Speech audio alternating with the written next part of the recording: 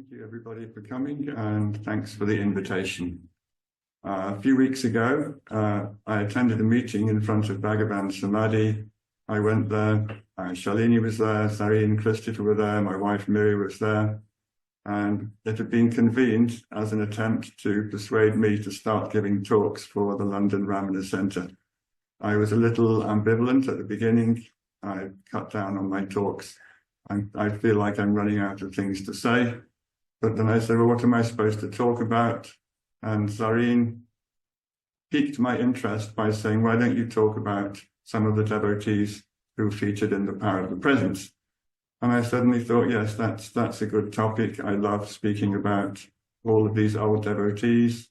And I also love poring over all the old photos, the world that they came from, the world they lived in.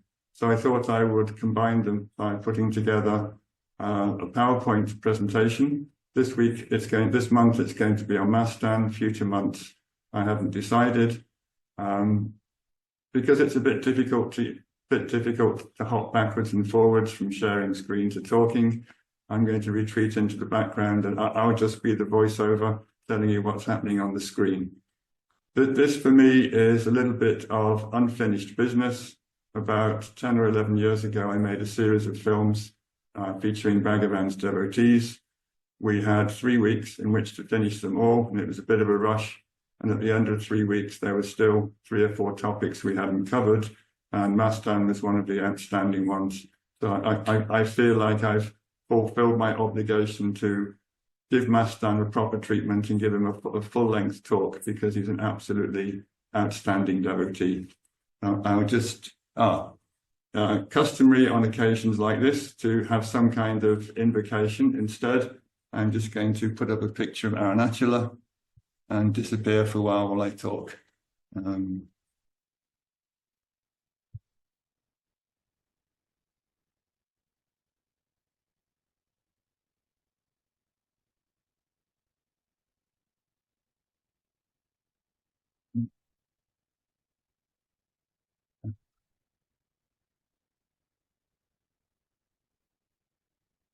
Hopefully you're now seeing a full screen picture of Arunachala. This is actually the view from my office window. It's dark here now, but if it wasn't, that's what I'd be looking at through my window. It's a somewhat distracting view, and there's always the tendency to stop work and space out. Look at whatever Arunachala has to offer on any particular day. So let's begin the talk. Today I'm going to be speaking about Mastan. Here he is, top left circled. He's probably one of Bhagavan's most remarkable devotees, and as I give my talk, I think you'll probably end up agreeing with me if you haven't heard about him already. He was a Muslim devotee who came from a village called Desul, a very small village in those days. It's about 40 kilometers northeast of Tiruvannamalai. This comes from the Virupaksha cave era. Down at the bottom, with lots and lots of vibhuti smeared all over his torso and head, is Ramanatha Brahmachari. He's going to feature in the story a few times. Not many pictures of either of them. Nice to have them in the same picture together. In front of Bhagavan, front row is Chinnaswami, and of course that's Bhagavan's mother in the sari, sitting at his feet.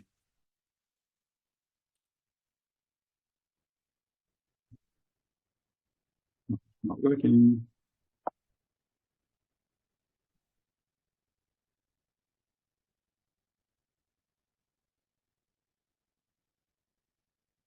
What's the moving? Excuse me, having some techie issues. Okay, thanks. I think I first heard about Mastan through a brief account that Kanji Swami narrated in the 1970s issue of the Mountain Path. In this particular quote, the narrator is Mastan himself, recorded by Kanji Swami. That's Mastan's photo at the top, and Kanji Swami is standing with his arms folded next to Bhagavan in the bottom photo. There are only 2 surviving photos of Mastan, and this is one of them. So this is what Kanji Swami wrote, recording Mastan's words about his first meeting. When I, Mastan, came to Bhagavan, he was seated like a rock. His unwavering gaze was filled with grace, compassion, and steady wisdom. I stood by his side. I stood like that for 8 hours, absolutely without fatigue, but filled with total absorption and peace. Bhagavan in those days used to open our heart with a simple, gracious look, and it transformed us. There was no need for any questions, since he made us, by his look, like himself. The year was 1914, and Bhagavan was staying in Virupaksha cave. Clearly, this is a very advanced devotee, but at the time I read this, I could find virtually nothing else that had been published about him. There was a tantalizing story about his first visit to Bhagavan, which claimed that he went into samadhi even before he saw Bhagavan. That story stated that as he approached the gate of Virupaksha cave and attempted to push it open, he ended up going into samadhi as he was holding onto the bars. That doesn't tally with what Mastan himself has said, but it's not too far from the truth. I'd also been told that his samadhi shrine had a reputation for being a wish-fulfilling place, and that newly married couples often went there to get blessings on their union. I mentioned that this was one of only 2 known photos of Mastan. When I first started researching Mastan, there was only one photo at Ramanasram that had Mastan's name on it, and it was the wrong devotee. When I eventually went to Dezo on a research trip, I found the right photo, the one I've given here, at the back of his samadhi shrine. I think this is somehow indicative of how little was known about Mastan until quite recently. Just to set the scene, here are 2 old photos of the entrance to Virupaksha cave. It probably looked a bit like this when Mastan made his early visits. Unlike today, the front was open. And by the way, the sadhu in front of the railing is not Bhagavan, just looks a bit like him. I tried to convince myself a few times it was Bhagavan, but something's not quite right about it. Around the year 2000, I had published the first 2 volumes of The Power of the Presence and had extra material for part of a 3rd volume. I was actively looking for candidates to include and thought that Mastan would be an outstanding option if I could find enough information about him. My first thought that I was probably a bit too late. There was virtually nothing published about him, and devotees who knew him and who might previously have helped me, such as Kanji Swami, Anamale Swami, Ramaswami Pillai, had all passed away in the previous decade. With no expectations, I started to see what I could find.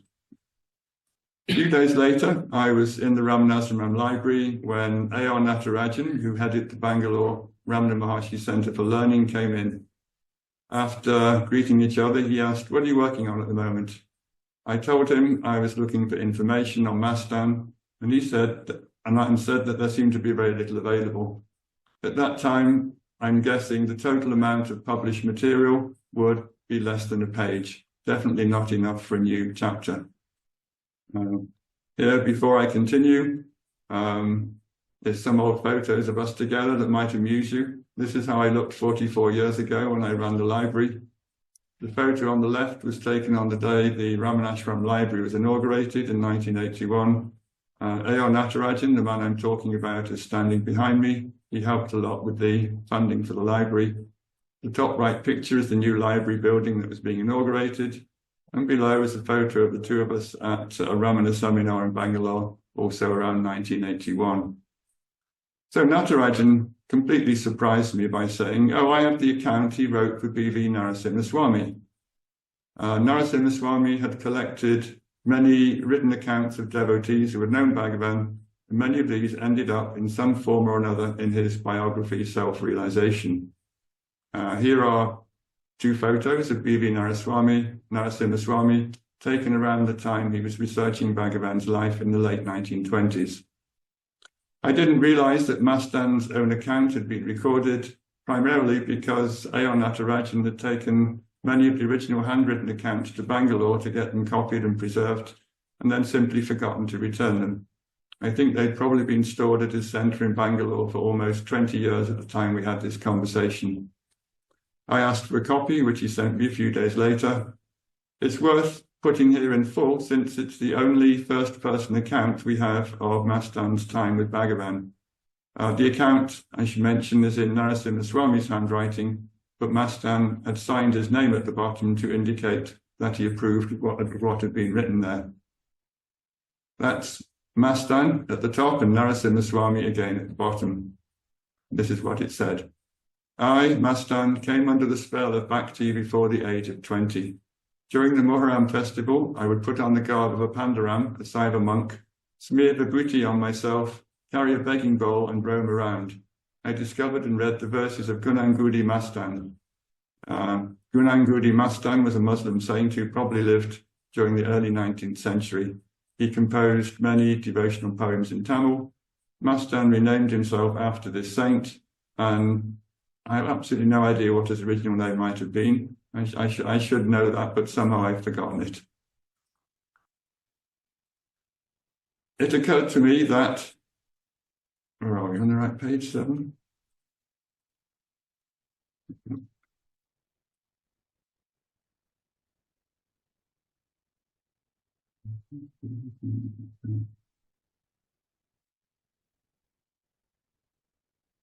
Voila. Okay, I haven't got it all. I'm just consulting my notes on this. This is what Mastan wrote. It occurred to me that at the following Muharram festival, I should dress up as a Pandaram and sing these verses. I obtained a copy of this book, read the portion entitled Ecstatic Joy, and tried to learn it by heart. While I was doing this, it occurred to me that I should never again put on this Pandaram outfit. It is of no use, I thought. I should instead seek liberation. For 1 year after this decision, I didn't sleep either during the day or the night. Most of the time I was going through Mastan's verses. I also went through the poems and songs of Taimanivar and Patinatar. He continues, there is one verse of Gunangudi Mastan that says, O mind, is it possible to speak of the misery and desolation experienced by those who get wedded to women? This impressed me very much. There will be no marriage for me. When I became aware that my elder brothers who were employed in the army were making arrangements to get me married, I shuddered. At the age of 15, I lost my father, and when I was 25, my mother died. After these deaths, I gave up the family weaving business. I had a debt of 100 rupees from this work, but a devotee paid it off for me, freeing me from this occupation. The first time I saw him, Bhagavan, he was near the mango tree that is adjacent to Jada Swami's ashram. Afterwards, I had his darshan in many caves. I often spent about a month in his presence. If this has been accurately recorded, and I think it probably has, it would seem that the first meeting was not the one at which Mastan became paralyzed holding the bars of Virupaksha cave gate. However, that did happen on other occasions. This, on the left, is the oldest known photo of the mango tree cave where Bhagavan occasionally stayed. The mango tree whose leaves can be seen, the top of the photo on the right is the one that Mastan is referring to. Jada Swami lived nearby. The famous photo on the right, the oldest available one of Bhagavan, was taken next to this tree around 1901. It was taken by a British government photographer whose job it was to go from town to town, taking photos of prisoners in the jails.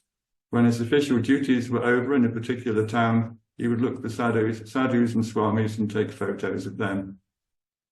The mango tree that Bhagavan sat under and had his picture taken, in which it gave its name to the cave, blew over in a violent storm in the 1980s. Bhagavan sometimes stayed in this cave in the summer months when there was no water at Virupaksha cave. The next person I contacted for help was V. Ganeshan, Bhagavan's grand-nephew. Here he is in a lovely family group photo taken on Arunachala in 1945. Ganeshan, who was 10 at the time, is standing on the left. His siblings, Mani, Lakshmi and Sundaram, are on the front row, while his father, Venkataraman, is standing behind Ganeshan. I asked Ganeshan if he had any extra information about Mastan that hadn't appeared in any ashram book. I didn't really have major expectations, but in response, he suddenly recollected an amazing story that Viswanatha Swami had told him. Somehow, even though it is a truly spectacular story, Ganeshan had forgotten to include it in his many writings about Bhagavan and his devotees. I'm going to read Viswanatha Swami's version of events as narrated to B. Ganeshan. It gives an extraordinary insight into the maturity of Mastan and the effect that Bhagavan had on him at his first meeting. That meeting was briefly alluded to by Kanji Swami in the account I've already read out. First, though, here is a lovely group photo that includes many of the people I've been mentioning. Mastan is standing on the right in the back row. Viswanatha Swami is sitting next to Bhagavan on Bhagavan's left, while Kanji Swami is the man on the far left in the back row. Ramaswamy Pillai, who's going to get mentioned a few times, is the burly man whose arms are crossed in the center of the back row. The photo is dated 1930. Here is the account. Viswanatha Swami, top right, is the narrator. Ganeshan told me that he had related all these details to him as they were out walking together at the foot of Arunachala. Many of Bhagavan's activities, utterances, and reactions were to some degree predictable. When you live in close proximity to a great being such as Bhagavan, becoming drenched in his presence and teachings, you start to believe that you understand him, at least to a certain extent. However, once in a while, Bhagavan would spontaneously say things that astounded us all, making us realize how little we really knew and understood him. I remember one such statement very well. Bhagavan once told me, all sorts of beings gravitate towards the presence of a jnani. Devas, inhabitants of the heavenly realms, rishis, sages, brahmanishtas, those established in Brahman, siddhas, perfected beings with supernatural powers, and yogis. Some come in normal human form, but others turn up in their subtle astral bodies. Some of these great beings show up in the guise of beggars or madmen, and some of them even manage to appear in the form of birds and animals. Viswanatha Swami continues with Bhagavan's account. Amongst those who show up in a normal human body and who subsequently stay on and become devotees, there is a huge range of spiritual attainment. Complete beginners mixed with highly advanced souls. The most advanced or ripe fruits just waiting to fall. They only have to come into the presence of a jnani in order to plunge into a deep experience of the self. One such devotee was Mastan. He was such a ripe soul when he came to Virupaksha cave to see me. He would sometimes go into a deep samadhi before he'd even entered the cave. As soon as he touched the railings of the gate, he would have a paralyzing experience of the self. He would stand rooted to the spot, unable to move for 6 or 7 hours. This happened several times. Usually these experiences would happen before he'd even seen me, since I would be inside the cave, unaware of what was going on at the gate. Mastan was in an entirely different category to most of the people who came. He was highly spiritual, although outwardly he looked like an ordinary man. He was a kind, generous man who was always looking for an opportunity to help other people. He never showed any self-importance. On the contrary, he liked to stay in the background, unnoticed and unappreciated by ordinary people. Though these experiences were quite spectacular, they do not appear to have resulted in a permanent realization. This is what Mastan told Narasimha Swami about a brief exchange he had with Bhagavan. Its date is unknown. Once, while I was on my way to see Bhagavan, I prayed for his grace. On my arrival at Virupaksha cave, he asked, do you like Saguna Upasana, meditation or worship of form, or do you like Niguna Upasana, meditation or worship of the formless? I replied, I only want Niguna Upasana. Bhagavan then told me, fix the mind in the heart. If you keep your attention at the source from where all thoughts arise, the mind will subside at the source, and reality will shine forth. I had already come across similar teachings in Maharaja Turavu, Mastan's verses, and Sukar Kaivalyam. I had also seen these instructions in several other books. I took a firm decision that this was the way for me. After this meeting with Bhagavan, I had no further doubts about this, no doubts at all. Information about Mastan's spiritual development under Bhagavan is extremely sparse, but there are strong indications that Mastan put this Upadesha into practice and ultimately realized the self. I will provide some evidence for this claim later in the talk. Though Mastan was clearly an outstanding devotee, very little extra information is available about him or his years with Bhagavan. The few stories that do exist come from people who were associated with him.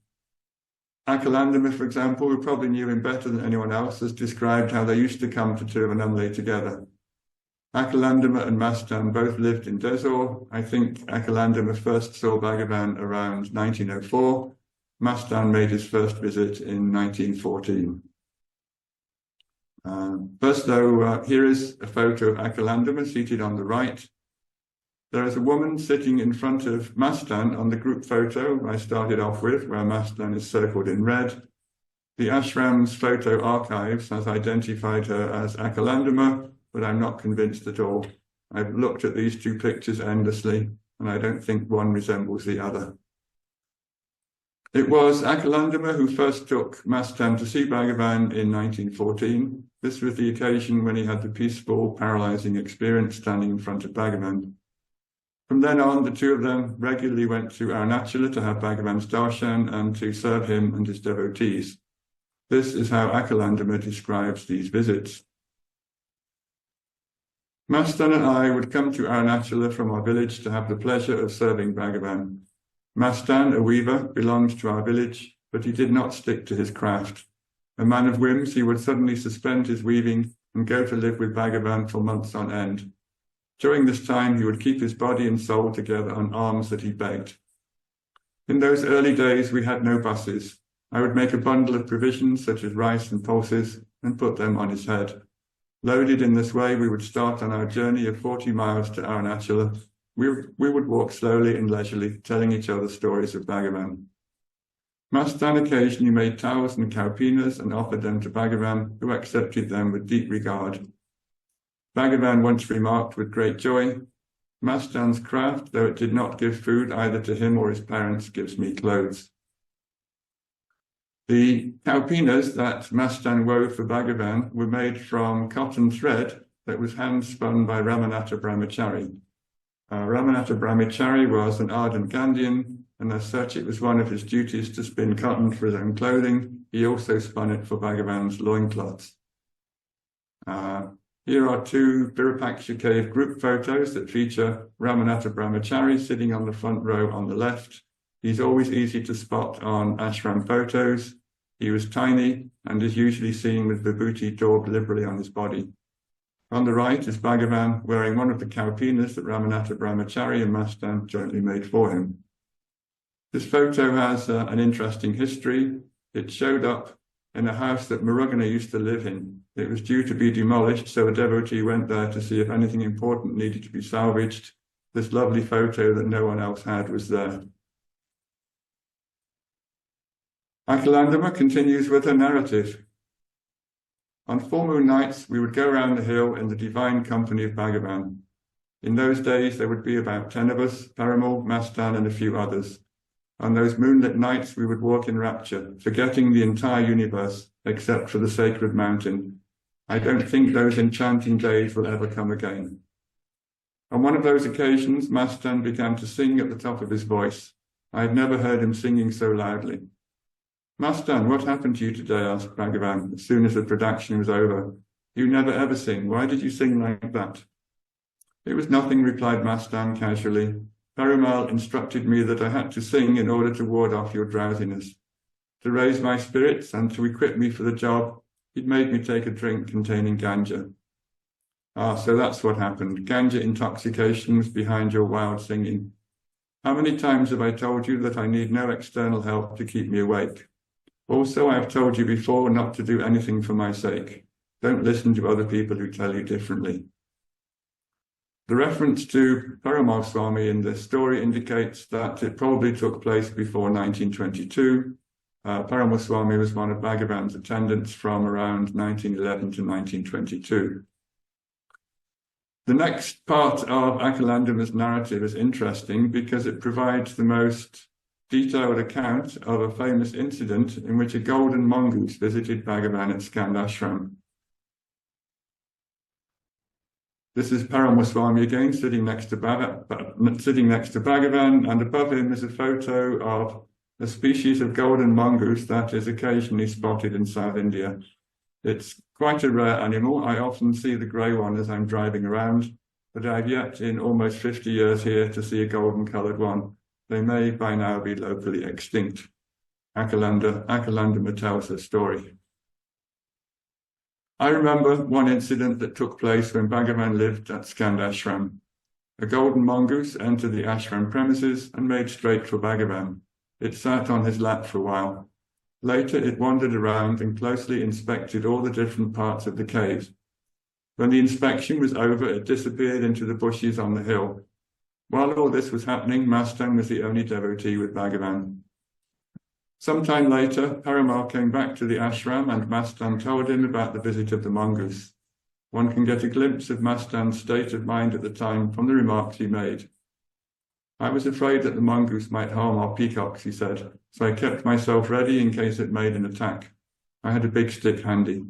Fortunately, it moved away without making any move towards the peacocks. Paramal told him, Mastan, you should have caught it. If you'd managed to capture it, we could have brought it up here and kept it as a pet. Now, at this point, the narrative gets very interesting. First, though, here's a photo of the kitchen courtyard at Skandashram, one of the places the mongoose was nosing around. Bhagavan's mother is the woman with the blurred face. Kanji Swami and Ramanatha Brahmachari are the two devotees on the right end of the photo. Akalandama finished up this story by saying, Bhagavan was listening to this conversation. Addressing Mastan, he said, who do you think he was? Do you think you could have caught him? And do you think that this other man could have domesticated him? This was a sage of Arunachala who took on this form to come and visit me. He wanted to pay his respects to me. How many times have I told you that sages come to see me in various forms? Mastan never told me about this mongoose. Bhagavan himself mentioned the incident to me on one of my later visits. When Bhagavan spoke to Viswanatha Swami in the account I read out a few minutes ago, he mentioned that great beings often showed up in front of jnanis in animal forms. This was one such occasion. The story of the golden mongoose has been narrated in many accounts of Bhagavan's life, but this is the only version I found which states that Mastan was the only devotee with Bhagavan at the time of the visit. Since the unusual visit took place on a busy festival day, other people were visiting Skandashram, but none of the other residents of Skandashram was present. The mongoose had earlier visited Palaniswami, Bhagavan's long-time attendant in Virupaksha cave, before coming up the hill to see Bhagavan. This would place the incident quite firmly in 1915, the year that Palaniswami died. When Bhagavan moved to Skandashram that year, Palaniswami stayed in Virupaksha cave, where he passed away a few months later. Next, we have Bhagavan's own account of the visit of the mongoose.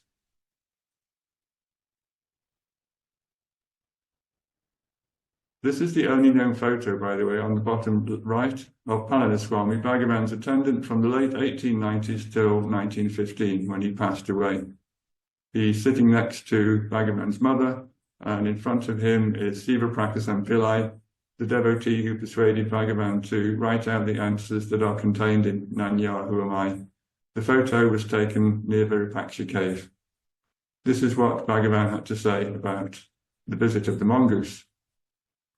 I was living up the hill at Skandashram. Streams of visitors were climbing up the hill from the town. A mongoose, larger than the ordinary size, of golden hue, not grey as a mongoose usually is, with no black spot on its tail, as is usual with the wild mongoose, passed these crowds fearlessly. People took it to be a tame one belonging to someone in the crowd. The animal went straight to Palaniswami, who was having a bath in the spring at Virupaksha cave. He stroked the creature and patted it. It followed him into the cave, inspected every nook and corner, and left the place and joined the crowd coming up to Skandashram. I noticed it. Everybody was struck by its attractive appearance and its fearless movements. It came up to me, got on my lap, and rested there for some time. It went round the whole place, and I followed it, lest it should be harmed by the unwary visitors or by the peacocks. 2 peacocks of the place looked at it inquisitively. The mongoose looked nonchalantly from place to place, and finally disappeared into the rocks on the southeast of the ashram. Some writers who have mentioned this incident have speculated that the visiting mongoose was Arunachalaswara, the presiding deity of Arunachala, who had come to visit Bhagavan in this form. Bhagavan never confirmed or denied this speculation when it was mentioned to him. This account by Akalandama is the only one in which Bhagavan seemed willing to commit himself to a definite identification of his visitor and say it was a sage of Aranagiri. In 1914, shortly after Mastan had become a devotee, he and Akalandama decided to open a mat in the village of Desor that would function as a chautri, a place where visiting sadhus and pilgrims could be accommodated and fed. Akalandama had been feeding sadhus prior to this date for many years, but her operations had been based in her own house. Her relatives had not approved of the amount of time, energy, and money she was devoting to sadhus, so she left her family home and found a separate house in Desor. For many years, this was the base of her charitable activities, but around 1914, an opportunity arose to have a proper mat in the village. The building is still there. The top right photo shows the exterior, the bottom right the interior, and on the left there is a photo of a plaque that used to be on the front of the building. It reads, Sri Ramananda Mathalayam, that's the name of the place. This Dharma establishment has been set up on the 9th day of Vaikasi month, the year of Ananda, 1914, by Akalandama and Mastan Swami, disciples of Srila Sri Ramana Maharshi, who in Arunachala graced the world as a Sadguru. With their names are at the bottom, Sri Mastan Swami Gal, Akalandama, Desor. These photos were taken about 18 years ago. The building has since been massively renovated by Ramanasram, but these photos probably indicate how the mat looked when Akalandama and Mastan lived there. Mastan helped in the construction of the mat by clearing the ground and by doing some of the building work himself. Once it was completed, Mastan used to chant Bhagavan's works inside, and if any visiting devotees came, Bhagavan would host them in the mat and tell them stories about Bhagavan. This existence lasted until a local devotee, Nandagopal Mudalia, donated money to build an extension and had a name plaque placed on the wall saying that he had funded it. This upset Mastan. Mastan refused to live in a place that was named after anyone except Bhagavan, so he left the mat as a protest. Another local devotee who had a mat named after Appar, a famous ancient Tamil saint, offered accommodation, but the same problem prevailed there because it was named after Appar. In the end, he built Mastan his own little house nearby. It was in a village called Matan, which is about 4 kilometers from Desor. Mastan remained there for the rest of his life. The house was built next to this very nice tirtan with the aerial roots of the banyan. You can see them dangling down in the foreground. The house was very close to where the photographer was standing. Akalandama initially stayed in Desor, but the two of them continued to make joint trips to see Bhagavan. After a year or so, they managed to obtain a bullock cart to take them and their donated provisions, so headloads were no longer required. Akalandama would also cook items in her own mat and bring them along. I like this. The primitive hearth she used, seen here on the right, is still visible in her mat. It's been preserved. The entrance to the mat, seen from the road outside, is on the left. Just a little aside here. When you copy pictures into PowerPoint, you get unasked for and generally unhelpful titling suggestions. The suggestion for this one was entrance to a zoo, possibly because of the dog and the crow. A few years later, some small digression here, I was going through a scrapbook of old photos that had been sent to Ramanashram by the people who ran the Paul Brunton Foundation. One of them was titled Holy Men in Smoking Barrel, which sounds like a Guy Ritchie gangster movie. It turned out to be Yogi Ramaya, Murugana and Kanji Swami standing on the summit at Arunachala next to the cauldron that contained the smouldering Deepam flame. The people writing the titles had absolutely no idea what they were looking at.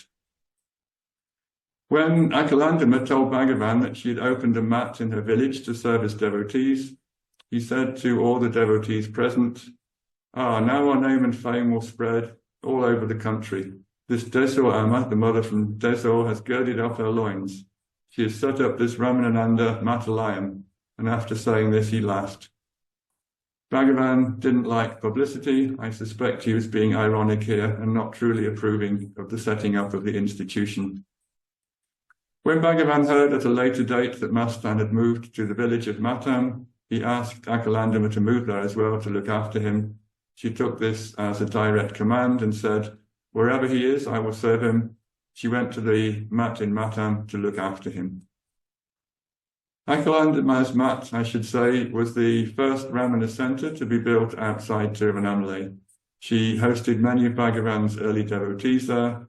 Those who fell sick at Ramanasramam would often be sent to her mat to recuperate under her care. There is only one other recorded exchange between Bhagavan and Mastan, and it dates from this period. This is how B.V. Narasimha Swami recorded it. "For some time, I was meditating at night for about an hour. I used to hear the sound of a big bell ringing. Sometimes a limitless effulgence would appear. In 1922, when I visited Bhagavan at his new ashram at the foot of the hill, I asked him about this. He advised me, 'There is no need to concern ourselves about sounds such as these. If you see from where it rises, it will be known that it arises on account of a desire, sankalpa of the mind. Everything appears in oneself and subsides within oneself. The light, too, only appears from the same place. If you see to whom it appears, mind will subside at the source, and only reality will remain.' Standard advice from Bhagavan, but I suspect that Mastan put this into practice and discovered it for himself. Both Akalandama and Mastan assumed the responsibility of feeding Bhagavan's devotees whenever the opportunity arose. This was brought out in a truly lovely story that Viswanatha Swami remembered as he was walking with Ganeshan and regaling him with Mastan stories. This is Viswanatha Swami top right, sitting with Bhagavan in the 1920s, and this is his story of long, long ago. In those days, the 1920s, some of Bhagavan's devotees used to travel on foot to nearby towns such as Polo and Desol. We used to undertake these trips to visit devotees who lived in those areas. Bhagavan always gave us his permission before we undertook any of these trips. The members of the group would vary from trip to trip, but we could usually count on devotees such as Kanji Swami, Ramaswamy Pillai, seen here on the bottom right, Nandi Srinivasa Iyer, Ramanatha Brahmachari, next to Ramaswamy Pillai at the bottom, and Rangarao to be enthusiastic about these adventures. I also went on many of these trips. Some of our expeditions would be to Cuddalore or Vellore, but most of them would be to locations in the Polo or Chengam areas. For those who don't know the local geography, Cuddalore is about 100 kilometers east of Tiruvannamalai and Vellore is about 80 kilometers north. So these visits clearly necessitated a huge amount of walking. Polo and Chengam are nearer. Polo is 33 kilometers north of Tiruvannamalai, while Chengam is 34 kilometers to the west. Viswanatha Swami continues. When we travelled, we would never stay in houses. When night came, we would shelter in mantapams or caves. Sometimes we would just sleep under trees. We would beg for our food on the way. Sometimes people would give us provisions for a meal. If that happened, we would stop and cook. If we received cooked food in our bowls, we would share it out equally among all the members of our group. Although we had a lot of fun, we were also aware that we were sadhus on a pilgrimage. As we walked, we would chant scriptural works or meditate in silence. The story continues. On some of these trips, Mastan would somehow find out in advance where we were going. We would arrive at a town, Polo, for example, and find him waiting for us. Once he had discovered our whereabouts, he would make us sit while he went out begging for us. We didn't want to be served in this way, but Mastan was very insistent. He told us on these occasions that he was the devotee of devotees, a role and a title he took on himself. He would say, "I want to serve the devotees of Bhagavan. You must stay here while I find food for you." Mastan would generally return with a huge amount of food, far more than we could possibly eat. After we had eaten as much as we could, we would share the leftovers with any local people who lived nearby. If we were living in caves or other out-of-the-way places, we would give the leftovers to the monkeys. And Viswanatha Swami concluded by saying, as he fed us, Mastan would make one persistent request. "Please tell me some stories about the glory of our master. Tell me everything he has said during the time I was not with him." To me, every word Bhagavan speaks is holy. The words that come out of his holy mouth are so powerful, merely listening to them can give liberation to ripe souls. The final sentence is very interesting for me. Bhagavan sometimes remarked that one word or phrase could bring about an experience of the self in a mature devotee. Akalandama actually experienced this for herself on a trip to Virupaksha cave several years before Mastan started to visit. When she asked Bhagavan for some teachings there, Bhagavan said in Tamil, "Be without leaving yourself." She later reported that she didn't need to understand the somewhat complex philosophy embodied in the phrase, because the moment she uttered the phrase, her mind stopped and she experienced the self in the heart. She didn't need to understand, the words themselves gave her the experience. Mastan passed away at a relatively young age in 1931. He seemed to be well aware of his imminent demise and asked everyone to come and see him in his final days. His final moments were quite spectacular. Akalandama, who was there with him, has described what happened. Before I give that account, I need to mention that most of the material available at Akalandama and her relationship with Mastan comes from a Tamil account that was written by Sadhuam around 1960.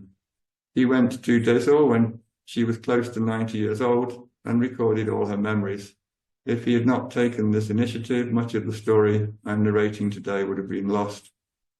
So before I start with Akalandama's narrative, here in tribute is Sadhuam sitting with Bhagavan in the late 1940s.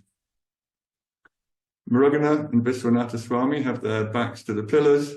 Sadhuam is the young man to the left of Murugana, between Murugana and Bhagavan. I think this is the only photo of Bhagavan and Sadhuam together. And now here is Akalandama's description of Mastan's final moments. He was sick and bedridden for about a week. During those days, he spoke of many things not of this world, as if he were actually seeing them. He said, "There, Nandiswara, Nandi the bull, the vehicle of Shiva, is descending.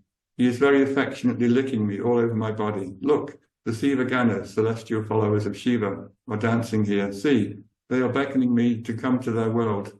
Look at those lotus ponds where celestial swans are swimming." We thought this was nothing but delirium, but on the last day, a very strange thing happened, and we cannot lightly dismiss it as delirium. On this day, he suddenly got up from his bed and stood up, looking as if someone face to face had been calling him. Then, in great excitement, he exclaimed, "Mother Apita Kuchamba, have you come yourself to escort me?" Apita Kuchamba is the Sanskrit name of the consort of Shiva in the Arunachalaswara temple.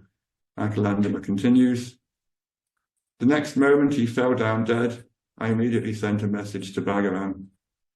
And now this is where an already fascinating story gets even more fascinating. When Bhagavan learned of Mastan's passing away, he sent Kanji Swami to our village with full instructions on how to make a samadhi for Mastan. There is a Tamil book that faithfully gives details of how saints who have followed Lord Shiva have to be buried. In accordance with these details, Bhagavan drew up a plan of the dimensions of the samadhi and sent it along with Kanji Swami. It seemed very strange to us that a Muslim should be given the Saiva saint's burial, and stranger still that Bhagavan, who did not generally encourage ceremonial rites, actually laid down in the minutest detail the rites to be followed in the samadhi of Mastan. The book Akalandama is referring to is Tirumandiram by Tirumulal. Bhagavan kept a copy of it in his personal library. The photo on the right is the interior of the Samadhi shrine that was built according to Bhagavan's instructions. Whatever the reason, just as Bhagavan stipulated, we made a tomb for Mastan in our village. It is a village whose population is predominantly Jain. These inhabitants of the village felt that having his Hindu Samadhi in their midst would be very inauspicious. When they first heard of it, there was even talk of abandoning the village completely. However, in the time that has passed since Mastan's Samadhi was constructed, the village has thrived and grown rich. Nowadays, the Samadhi is a visible deity to all the people from the village, whatever their caste or religion. What a wonder. There are several points in the last two paragraphs that deserve some comment. First, so far as I'm aware, Bhagavan rarely ordered this type of Samadhi. His mother got a primitive version of it. Lakshmi the cow got one, Mastan got one, and I think he lent the book to the trustees of Shishadri Ashram when Shishadri Swami passed away in 1929. Bhagavan did arrange for several animals to be buried in Ramanaswaram, but none of them, apart from Lakshmi the cow, was interred in the kind of samadhi that is prescribed by Tirumula. Here, just for reference, are the two samadhi shrines inside Ramanaswaram.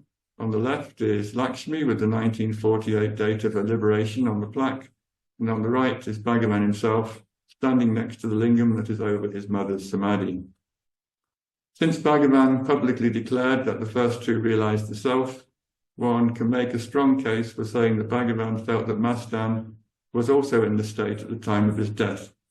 If this is true, the final realization must have occurred sometime between 1922, when Mastan was still asking questions about his sadhana, and 1931, the year he passed away. Here are some photos of Kunji Swami, who was instrumental in getting Bhagavan's wishes executed. I've got a red mark on that one. No idea where that came from. Follow the instructions, you can see him. The man with the white hair and the beard is B.V. Narasimha Swami, who recorded Mastan's own story for Bhagavan's biography, although he never used any of it in his book.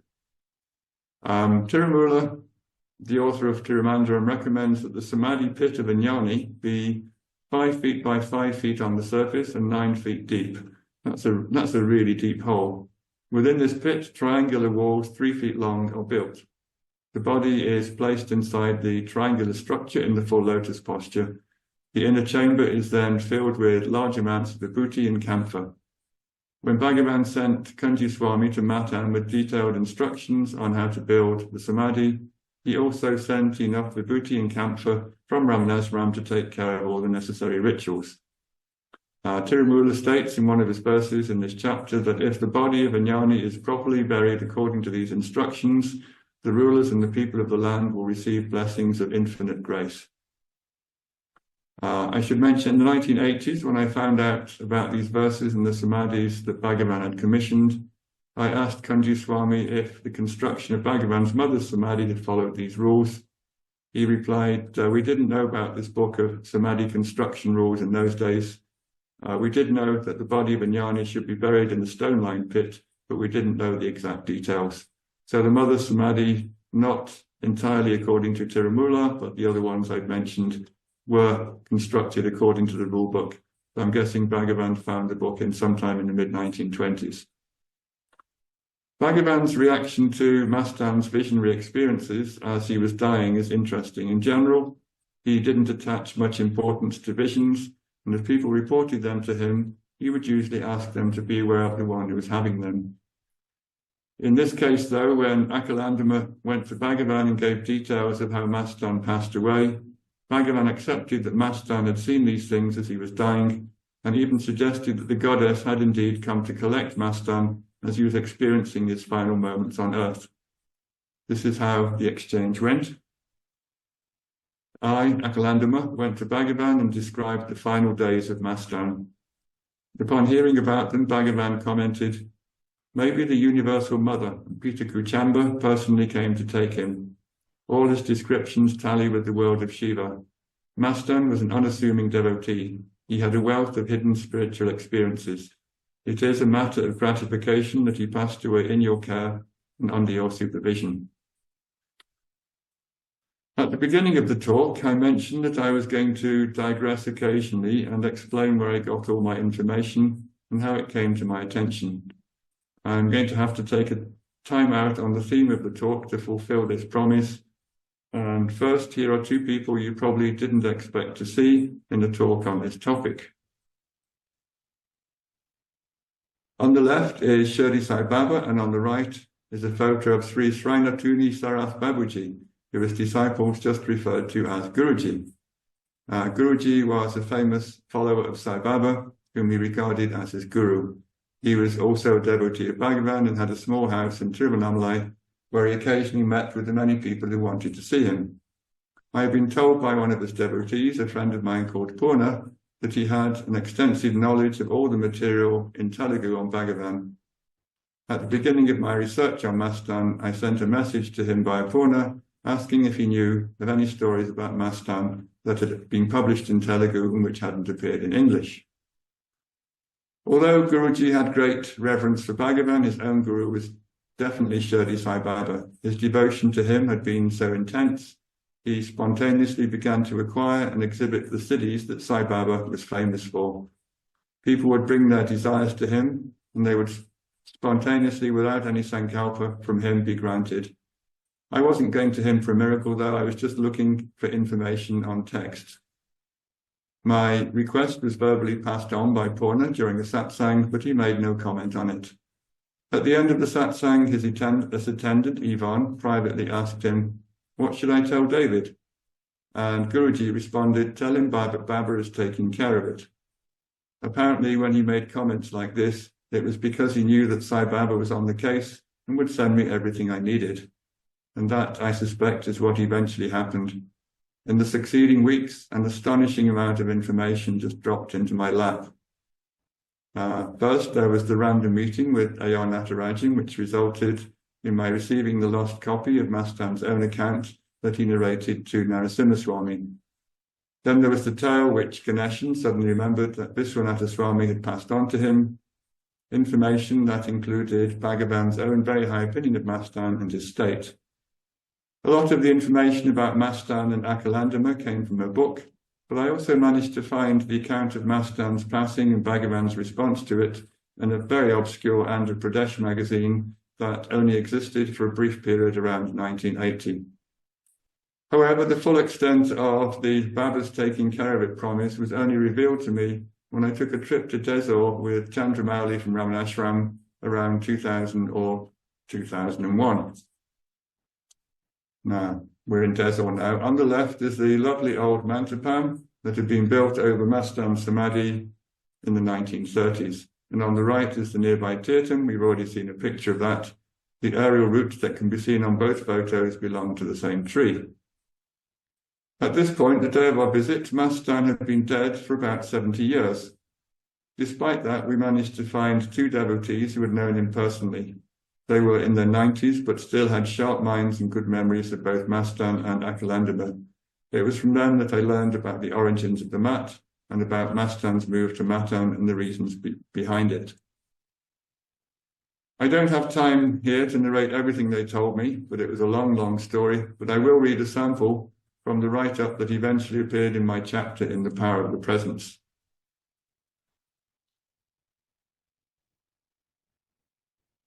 When news of Mastan's death spread, a nearby Shiva temple lent a chapram so that Mastan's body could be taken in procession through the local villages prior to its burial. The chapram is a four-wheeled wooden trolley that temples use to parade deities through the streets. This particular one was brand new. It had only just been completed and it had never been used by the temple. I find it an astonishing testimony to Mastan's holiness that a Hindu temple would allow one of its vehicles to be used to carry a Muslim's body on a funeral procession. Mastan passed away on 8th November 1931. That year, this was also Diwali Day. With Mastan's body on board, the chapram was pushed and pulled through three of the local villages in a torrential downpour. One man whose uncle built Mastan's Samadhi told me that at times the devotees had to maneuver the chapram through waist-deep water. Neither the weather nor the difficulties of pushing the vehicle seemed to dampen the spirits of the funeral procession. At each place the chapram visited, local people joined the funeral and helped to push. When the procession returned to the site of the Samadhi, a funeral feast was arranged. Muni Swami Gaunda, who had looked after Mastan's needs for many years, donated 200 kg of rice and fed everyone who attended. For the rest of his life, Muni Swami Gaunda organized a similar-sized meal on Mastan's Samadhi Day. The practice stopped when he died. I asked Chokalingam, a local resident, about the tradition that the Samadhi has wish-fulfilling powers. This is something I had heard from many people in Tiruvannamalai. He replied, in the years that followed his Samadhi, everybody noticed that the family affairs and businesses of people who had helped Mastan prospered, whereas those who were opposed to him found that their fortunes declined. Everyone could see what was happening. So people started coming to the Samadhi to ask for blessings. Even today, many people still come here to pray for their desires to be fulfilled. As I sat there listening to these people pass on their memories, it was like having a time machine. A village that had only had about 10 families in 1930 had produced two men who had clear memories of events that had happened 70 years before. Here are two more photos of the old Samadhi and its tank, along with a photo of Kunti Swami taken around the time he supervised its construction. The miraculous supply of information continued. I was sitting on the parapet wall of the Samadhi at the end of the day, reflecting on what a great and productive day we'd had, when a very old man wandered past and asked what we were doing. He said his name was Kanapa Mudaliar. When we explained our mission, his eyes lit up. He had been there, he said, on the day that Kunti Swami had come from Tiruvannamalai to supervise the Samadhi construction. He'd even taken part in the digging. I asked him if he remembered anything about the digging, and without any prompting from me, he recollected that he had to build a triangular stone structure in the center of the grave for the body to go in. It was definitely a genuine account. This was extraordinary. We hadn't known this man existed, and yet there he was, standing next to the Samadhi on the day we visited, telling us how he had dug it himself 70 years before. Baba was definitely taking care of it. If that man hadn't decided to walk that way on the day of our visit, we would never have found out about him. Here are two more photos of the interior of the shrine. On the day we went there, we had to hunt for the key, eventually finding it at a nearby house. When we went inside, it seemed a bit cobwebby and uncared for. Apparently there was some dispute on as to who owned or managed it, and neither party seemed interested in giving it the care it deserved. However, shortly after getting access, another minor miracle happened. The pujari showed up and showed us a notebook in which he said he'd been collecting stories from anyone who might have had a memory of Mastan. The following story comes from this notebook. It's a quote. At a very early age, Mastan would spontaneously fall into a samadhi-like state when he was working on the family loom. His hands and feet, which were plying the machinery of his trade, would stop, and he would become absolutely still. His parents, Hussein and Salubi, thought that he was falling asleep on the job. Whenever they saw him in this condition, they would hit him, bring him back to his waking state, and tell him to get on with his work. The notebook said that Mastan, quote, plunged into jnana, quote, during these episodes, making it clear that these were not merely fainting fits. Mastan was clearly a very advanced devotee, and his childhood samadhi states were indications of what was to come when he finally encountered Bhagavan. When I arrived back in Tiruvannamalai, I knew that I now had more than enough material to write a good chapter on Mastan. However, there was one more surprise bonus in store. At the time, I was also working on Padamalai and possibly Guru Vanchikakovai with Venkata Subramaniam and Robert Butler. Here, for old time's sake, are Robert and I working together in my house.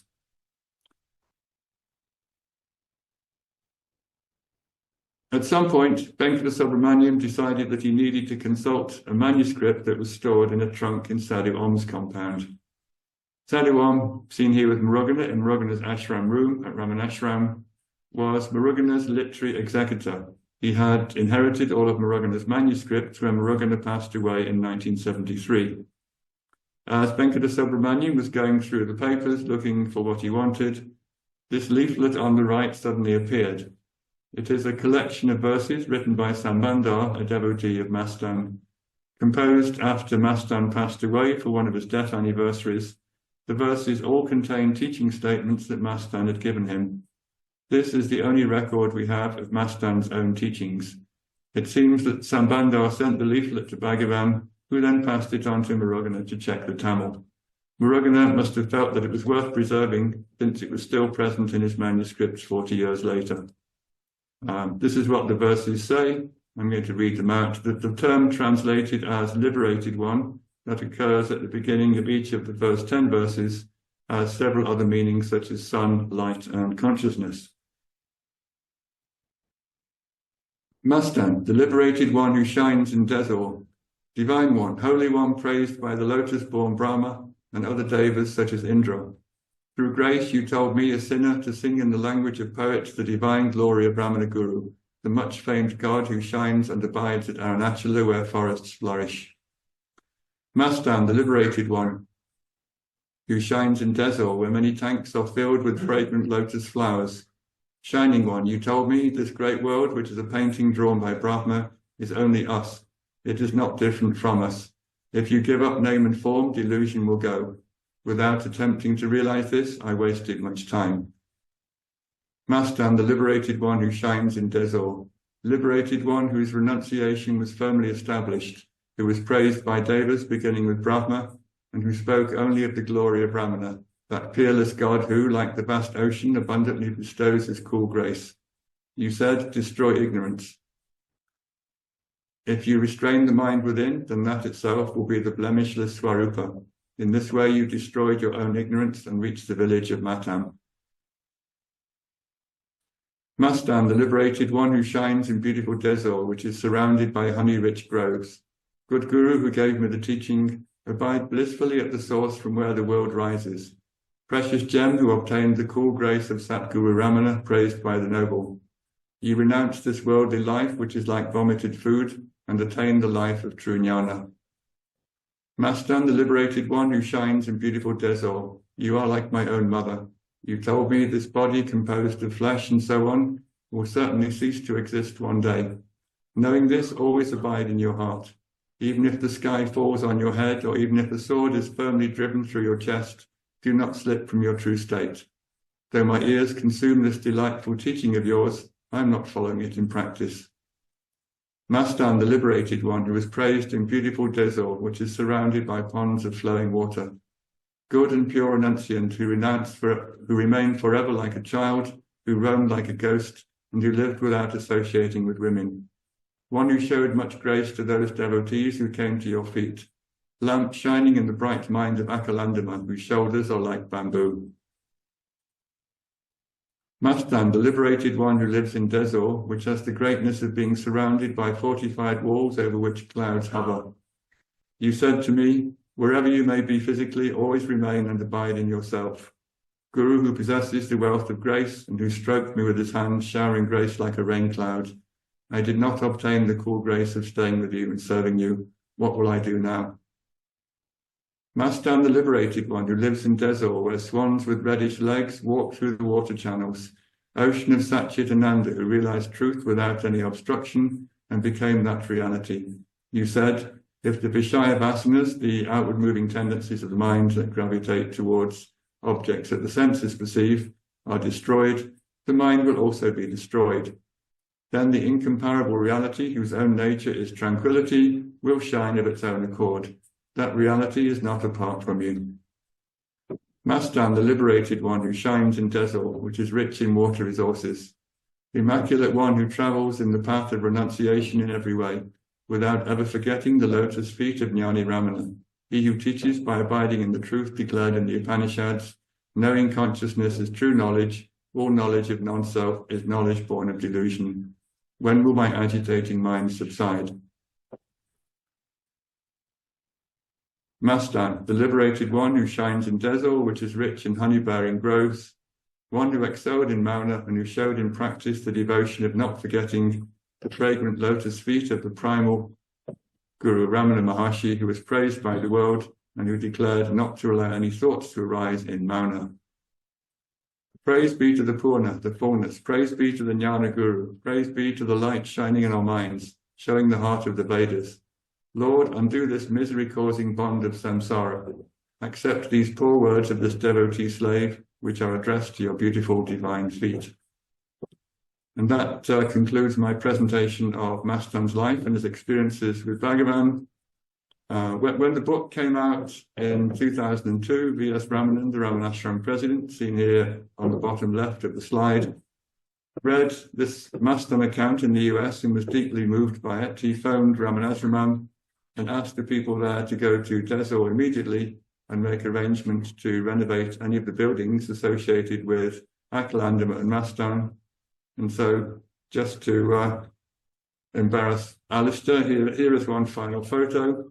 I think that's a visit of a group who went there in 2008 when the renovations were almost completed. That's inside Akalanda's mat, and right at the back in the middle is Alistair 16 years ago. And those of you who visit Ramanashram will probably recognize about half the people there. They're all the ashram regulars.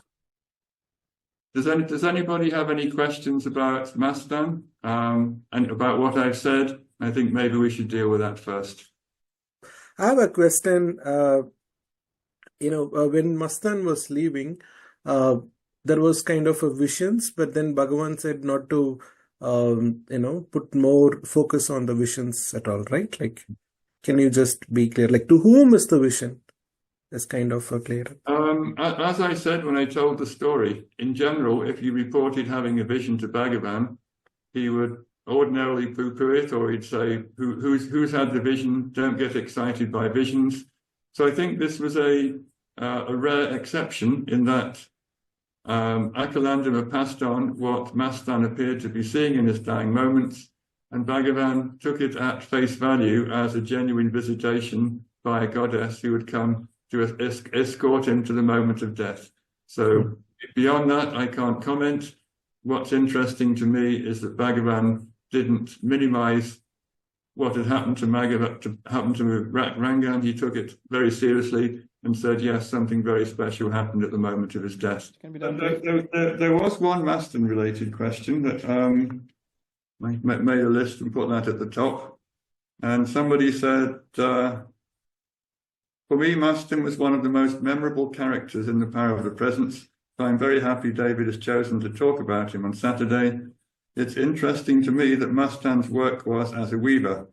Very repetitive activities can really help to occupy the mind without stimulating it. So I wonder if there's any evidence that Mastan was using his work on the loom as a kind of japa.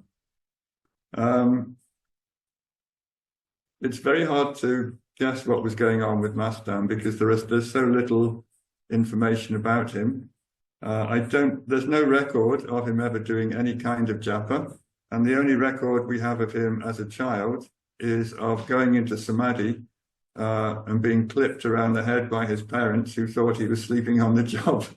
I don't think you could explain to a Muslim parent that their son was in a kind of Hindu samadhi rather than falling asleep on the job. So he would just get thumped every time he went into samadhi.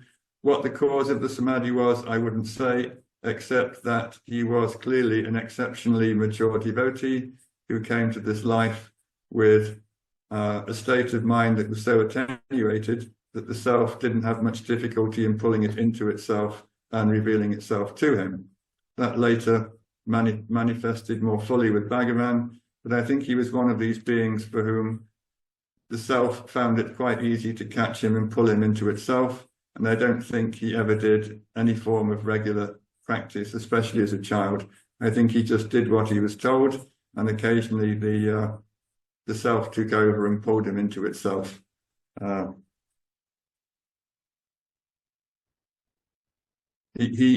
It's interesting that he did record classic jnana instructions from Bhagavan. I read out the few statements that he recorded. I think his path was clearly taking the mind back to the heart, abiding as the self.